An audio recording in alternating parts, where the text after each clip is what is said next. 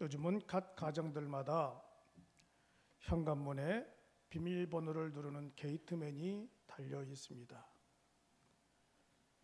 저희 문화교회도 1층에도 2층에도 3층에도 또 4층에도 5층에도 비밀번호를 눌러야만 하는 문을 열리게 하는 게이트맨이 달려 있습니다.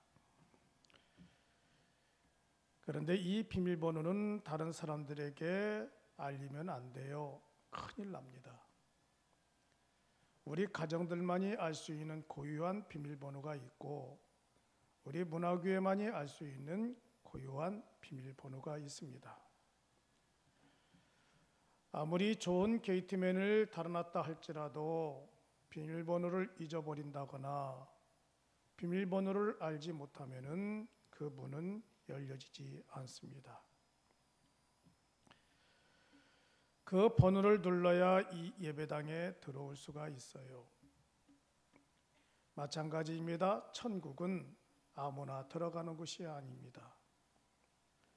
천국 문이 열리려면은 비밀번호를 눌러야 합니다. 이 비밀번호는 무엇입니까? 이 비밀번호는 다른 사람들에게 누설되지 않았어요. 하나님과 나와만의 약속이에요. 하나님은 우리들만이 약속 그 비밀번호를 우리에게 알려주셨는데 그 비밀번호는 바로 믿음이라고 하는 것입니다. 믿음이라고 하는 비밀번호가 바로 무엇입니까? 다른 것 없어요.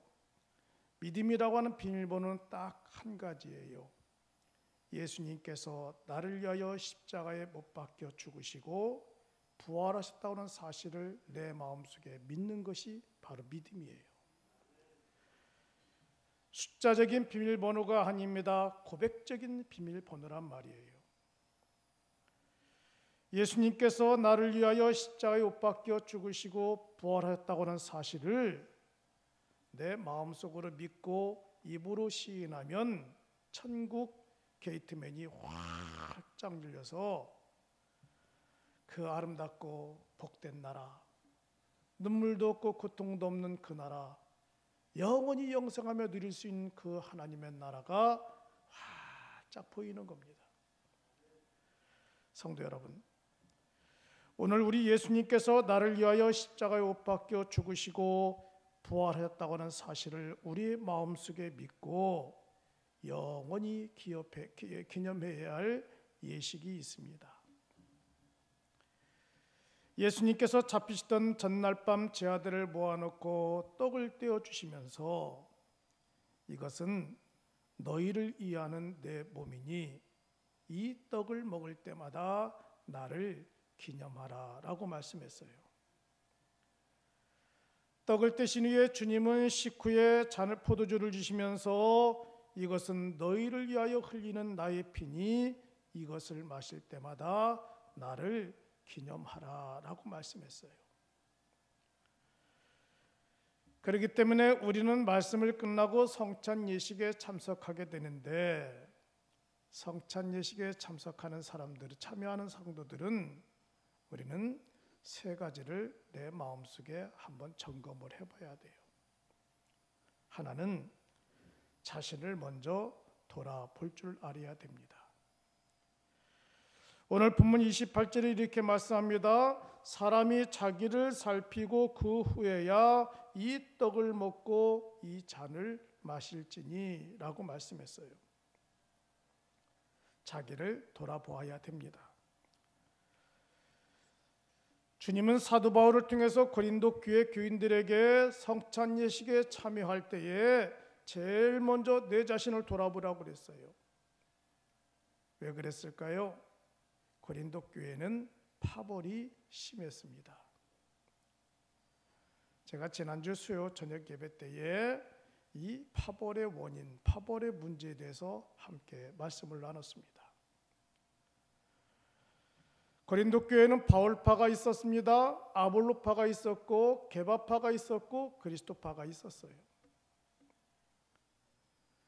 이 파벌의 특징은 무엇이냐? 다 자기들의 주장만 내세우는 거죠. 내가 의롭다. 내가 추종하는 바울 선생이 최고다. 아니야.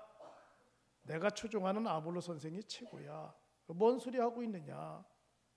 그래도 게바만한 사람이 없겠지. 베드로만한 사람이 없어. 그러면서 이렇게 말해요. 야, 바울은 무엇이고 아볼로는 무엇이고 게바는 무엇이야. 다 사람이잖아. 우리는 사람을 믿지 않고 주님을 믿어. 그러며 탄생한 파가 바로 그리스도파예요. 그러니까 서로가 자기들이 다 어렵다라는 거죠. 자기들이 똑똑하다라는 거예요. 자기들이 최고라는 거예요. 그렇기 때문에 사랑이 가득해야 할 고린도 교회가 사랑이 점점점 식어져 가는 거예요. 그러니까 오직했으면 사도 바울이 고린도전서 13장에 가서 야, 이 문제를 해결할 수 있는 비결은 하나밖에 없어. 사랑밖에 없는 거야. 사랑밖에 없는데 파벌 가지고 싸우지 마. 감정을 내세운다고 해서 그 문제가 해결되는 것 아니야. 사랑은 오래 참아야 돼. 또 고린도 교회들끼리 서로가 파벌이 심하다 보니까 말 한마디 쿡쿡 찌르고 무례하게 행해요. 상처를 입혀요. 그러니까 주님은 사도 바울을 통해서 이렇게 말합니다. 사랑은 무례히 행치 않는 거야. 교회 안에서 함께 믿음 생활한다고 해서 무리하게 행동하지 마. 다 예의를 지키고 질서를 지키고 함께 존중해야 되는 거야. 사랑이 가득해야 할 교회가 파벌 때문에 자기 주장만 내세우고 자기들의 의의만 가득 차다 보니까 서로가 미움과 시기와 다툼으로 가득 차고 하나가 되지 못해요. 입에서 말을 해도 바울파가 말하는 것과 아볼로파가 말하는 것과 게바파와 그리스도파가 말하는 것 다 달라요. 한 교회에서 함께 믿음 생활하는데 야, 우리 바울파 모이자. 그럼 바울파끼리 우르르 모여 쏘곤쏘곤 대고 비방하는 거예요. 우리 아볼로파 모여라. 아볼로파가 모여서 자기들끼리 비방하고 쏘곤쏘곤 대고 자기들의 기득권을 주장하는 거죠. 여러분, 교회는 어떤 곳이에요? 교회는 내가 드러나는 곳이 아니라 주님이 드러나는 곳입니다. 교회는 파벌이 드러나는 곳이 아니에요. 교회는 기득권이 드러나는 곳이 아닙니다. 주님이 드러나는 곳이 돼야 돼요. 말씀이 드러나는 곳이 돼야 되는 겁니다. 건강한 교회는 인간의 모습이 드러나지 않고 주님의 모습이 드러나는 교회가 바로 건강한 교회예요. 우리 여기에 모여 있습니다마는 많은 성도들이 자라온 환경이 달라요. 배운 지식이 다 달라요. 생각이 다 달라요. 자라온 지식이 다르고 배운 지식이 다르고 생각이 다 다른 사람들이 교회에 와서 내 생각만 주장한다고 한다면은 하나가 될 수가 없어요. 교회라고 하는 특징은 주님 하나밖에 없습니다.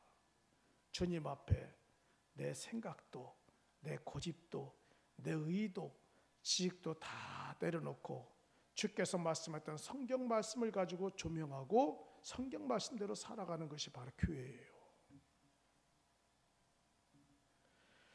그러니까 하나님의 말씀 앞에 우리는 겸손해야 되고 하나님의 말씀 앞에 질서가 있어야 되고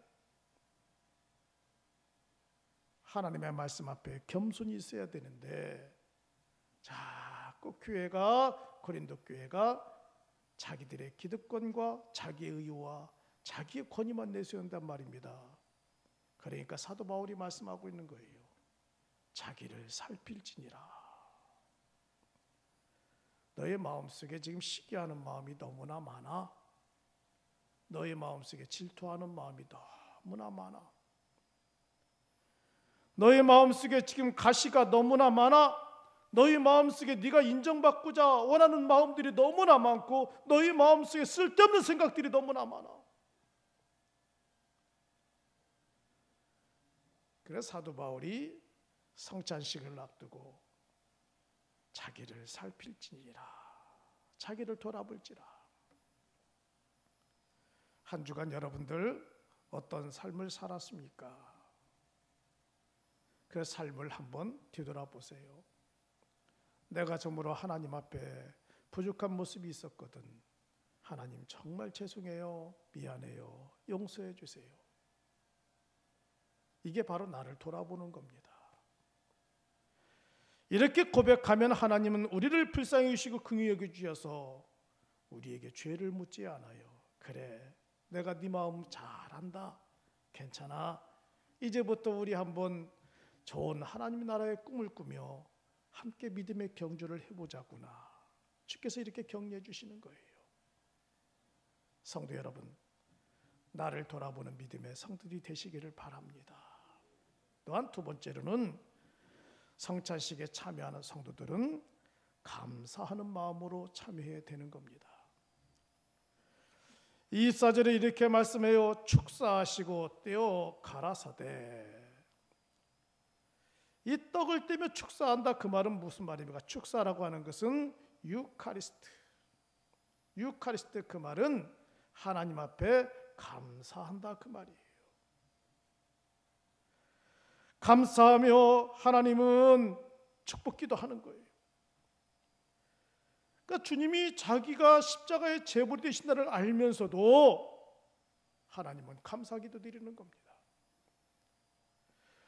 내가 지금 그렇게 잔인하게 비참하게 죽어간다는 걸 알면서도 감사기도할 사람이 어디 있어요? 그러나 주님은 이 십자가의 고난은 온 인류를 구원하기 위한 십자가의 고난이기 때문에 주님은 떡을 떼시면서 유카리스트, 주님 감사합니다. 성도 여러분, 이 성찬식을 하시면서 주님은 우리에게 감사가 무엇인가를 가르쳐 주시는 겁니다. 자기의 몸을 내던지면서 희생하시면서 유카리스트, 하나님 감사합니다. 여러분들, 내가 가장 고난과 어려운 환경 가운데 있을 때에 하나님 앞에 유카리스트 기도해 보셨어요? 주님 감사합니다 기도해 보셨나요? 아니, 하나님 이게 웬일이에요? 왜 나에게 이런 일이 벌어져나요? 하나님 왜 그래요? 지금 주님 하시는 일이 얼마나 심각한 일인지 아셔요? 하나님 앞에 공격하고 대들었잖아요. 주님 왜 이러요? 왜 이래? 왜 이래? 이러면 안 되죠.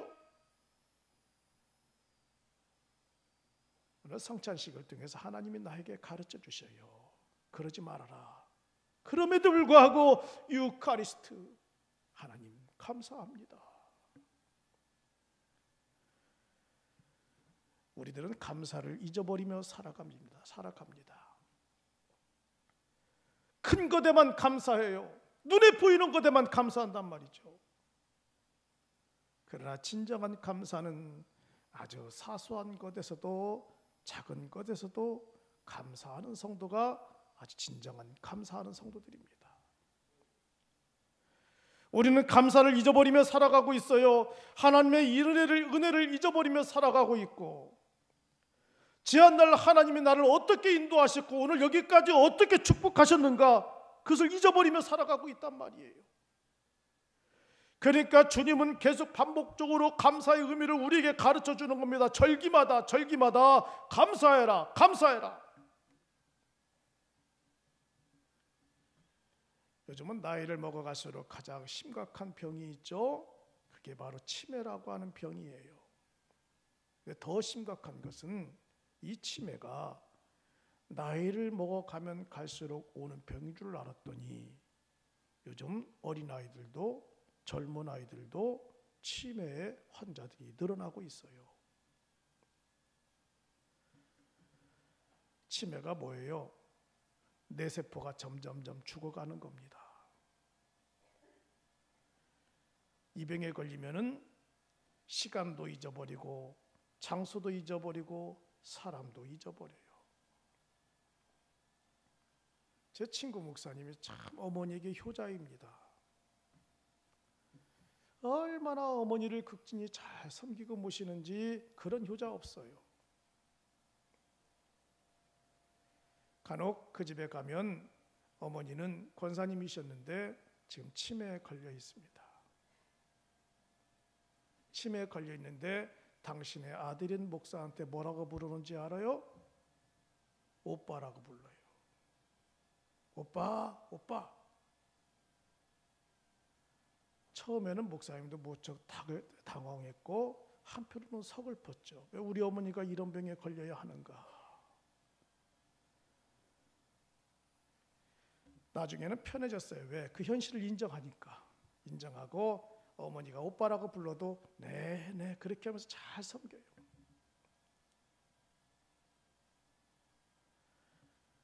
사람을 잊어버립니다. 대상을 잊어버려요. 심한 경우에는 자기가 누구인지도 몰라요. 알지를 못합니다. 과거를 다 잊어버려요. 그저 현재만 있을 뿐이에요. 성도 여러분, 신앙생활하는 사람들도 때로는 영적 치매에 걸려요. 영적 치매에 걸리면 어떤 증상이 일어나느냐? 감사가 무엇인지도 모르고 원망과 불평만 나오게 되는 겁니다. 그동안 신앙생활하면서 교회를 통해서 누렸던 영적인 축복들을 다 잊어버려요. 성도들과 아름다웠던 교제들을 다 잊어버립니다. 서로가 서로를 위하여 기도해주고 축복해 주었던 이런 것들을 다 잊어버리고 그 입에서는 원망과 불평과 섭섭한 것만 나와요. 이게 바로 뭐예요? 영적 치매라는 거예요. 영적 치매에 걸리면 하나님의 은혜도 잊어버립니다. 내가 구원받았다는 사실도 잊어버리고 장차 미래 하나님 나라에 들어갈 수 있다고 하는 그것도 다 잊어버려요. 그 사람에게는 단지 현실밖에 없어요. 현실은 뭐냐? 원망과 불평. 나에게 안 되어진 것에 대한 불평, 나에게 섭섭한 것에 대한 불평, 이거밖에 없어요. 주님은 오늘 우리에게 가르쳐주고 있어요. 그럼에도 불구하고 유카리스트, 감사하라. 하나님은 감사하라고 하는 것입니다. 하나님의 은혜를 잊지 말라는 거예요. 감사하는 성도들에게 하나님은 복에 복을 더하는 역사가 일어난단 말이에요. 더 좋은 것들로 가득 채워주신단 말입니다. 여러분들이 방송 설교를 통해서도 많이 들었을 거예요. 어느 여집사님이 매일같이 남편이 술을 먹고 늦게 귀가합니다. 하루는 술에 만취되어 인사불성이 되어서 집 앞에 쓰러진 남편을 힘들게 질질 끌면서 안방에 뉘었어요. 그리고 그 남편 잠들어가는 그 모습을 보며 남편을 위해 하나님 앞에 기도하는 거예요. 하나님, 왜 내가 이런 남편을 만나서 평생 고생을 해야만 합니까? 남들 남편은 술도 잘 안 먹고 집에도 일찍 들어오고 지극히 가정적인데 이 남편은 두 가지밖에 없어요. 일과 술밖에 없어요. 매일매일 집에 들어오는데 만취된 상태로 들어오고, 왜 나는 이런 남편을 만나서 평생을 고생해야 됩니까? 원망하면서 하나님 앞에 기도하는 거예요. 근데 문득 마음속에 그럼에도 불구하고 감사하라, 감사하라고 그러더라는 거예요. 이 남편의 모습을 보면서 감사할 조건을 찾아보려고 아무리 애를 써도 감사할 조건이 하나도 없어요. 가정을 위해서 한 것이 하나, 단 하나, 먹고 사는 데만 지장이 없도록 돈만 벌어져서 줬을 뿐 나머지는 가정을 위해, 자녀들을 위해 한 것이 아무도 없고 매일 술 먹고 돌아와서 집에서 질질 끌려 들어와서 잠만 자는 것밖에 없단 말이에요. 하나님, 아무리 감사할 조건을 찾아도 감사할 조건이 없네요. 주님이 또 이렇게 말씀하셔요. 그럼에도 불구하고 감사하라. 그럼에도 불구하고 감사하라. 아니 도대체 하나님 그럼에도 불구하고 감사하라고 하는데 감사할 조건이 없는데 마음속에 찾아봐. 찾아보니까요. 감사할 조건이 너무나 많은 거예요. 그게 바로 뭐냐면 아무리 술을 많이 먹고 만취되어도 잠은 꼭 집에 와서 자요. 외박한 적도 없고 외도한 적도 없고 늘 집에 와서 자요. 두 번째, 토요일 날도 술을 많이 먹고 들어와 새벽에 들어오니까 교회 가는데 방해가 지장이 없어요. 주일이면 계속 이 남편은 잠만 자니까. 그러니까 아내가 교회 나와서 봉사활동하고 늦게 집에 들어가도 괜찮아요. 또 주일날 온종일 잠만 자니까 밥 차려달라는 얘기도 하지 않고 너무나 자유로운 거예요. 또 가만히 보니까 아무리 술을 많이 먹어도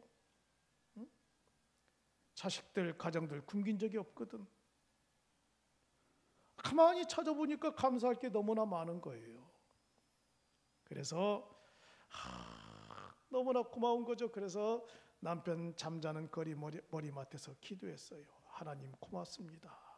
그래도 내 남편이 다른 데 가자지 아니하고 집에 와서 잠을 잘 수 있다는 게 감사하고, 이 남편이 또 주일날 온종일 집에서 잠만 자니까 내가 주일날 교회 가서 봉사활동하는데 전혀 어려움 없도록 해주신 것도 감사하고, 남편이 주일날 집에서 계속 잠을 자니까 비어있는 집 지켜줄 수 있어서 고맙고, 또 우리 가족들 먹고 사는데 지장이 없도록 해주시니 너무나 감사합니다. 아니 하나님, 그 남편 머리 앞밭에서 하나님 앞에 기도하는데 그렇게 눈물이 그렇게 나는 거예요. 내 아내가 이렇게 울면서 기도하는데 이 남편이 잠에서 깼어요. 아내가 눈물로 기도하는 그 소리를 남편이 보면서 남편이 이렇게 말하는 거예요. 아니 내가 그렇게 교회 안 다닌다고 그렇게 섭섭해서 우는 거야? 그게 당신 소원이라면 내가 다음 주부터 교회 나가줄게. 그래서 이 남편이 다음 주부터 교회 나오기 시작하더니 지금까지도 계속 교회 다니고 있다라는 거예요. 여러분 보세요. 감사하니까 마음도 평안이 넘치고, 감사하니까 남편도 구원받는 역사가 일어나게 된 거 아니겠습니까? 하나님은 우리에게 말씀하는 겁니다. 감사해라. 감사하면 크고 비밀한 일이 일어난다. 유카리스트. 그래서 성도들이 하나님 앞에 감사하는 것을 잊어버릴까 봐 구약에서도 계속 절기를 정해놨어요. 그리고 신약에 와서도 하나님은 계속 그 절기를 무시하지 말고 절기를 지켜라. 유월절을 지키고 칠칠절을 지키고 초막절을 지키고 고난절을 지키고 부활절을 지키고 맥주감사절을 지키고 추수감사절을 지키고 성탄절을 지키라. 이 절기 때마다 우리 하나님 앞에 감사하잖아요. 왜? 잊어버릴까 봐. 오늘 고난절을 통해서 다음 주 부활절을 통해서 너희들을 돌아보고 하나님 앞에 더욱더 범사에 감사하는 마음을 가지라고 우리에게 절기를 주신 겁니다. 성도 여러분, 늘 말씀을 나눴잖아요. 감사하면 은혜가 넘치는 거예요. 사실 불평이 시작하면은 불평 안 할 환경들이 어디 있겠습니까? 목사인 제 자신도 하나님 앞에 불평할 것들이 너무나 많아요. 하나님 왜 이러세요? 지난번에는 하도 화가 나서 하나님 도와주셔야 되잖아요. 주님이 도와주시지 않은데 목회 어떻게 하란 말입니까? 하나님 앞에 심각하게 따졌어요. 그랬더니 주님이 제 마음속에 감사해라. 여러분 개개인에도 보면은 환경을 보면 불평할 게 너무나 많잖아. 하나님 왜 그래요? 왜 우리 가게를 이래? 왜 우리 사업을 이래? 우리 가정을 왜 이렇게 만들어놔요? 왜 우리 자녀들 자손들 왜 이 모양이에요? 불평할 게 많아요. 그러나 불평에서 이루어지는 일이 하나도 없습니다. 불평하는 마음의 근심과 아픔만이 더 커요. 그러니까 주님이 말씀하잖아요. 유카리스트. 감사해라. 감사하면 너의 마음속에 은혜가 있고 기쁨이 있고 평강이 넘쳐나리라. 이 은혜가 함께하기를 주의 이름으로 축복합니다.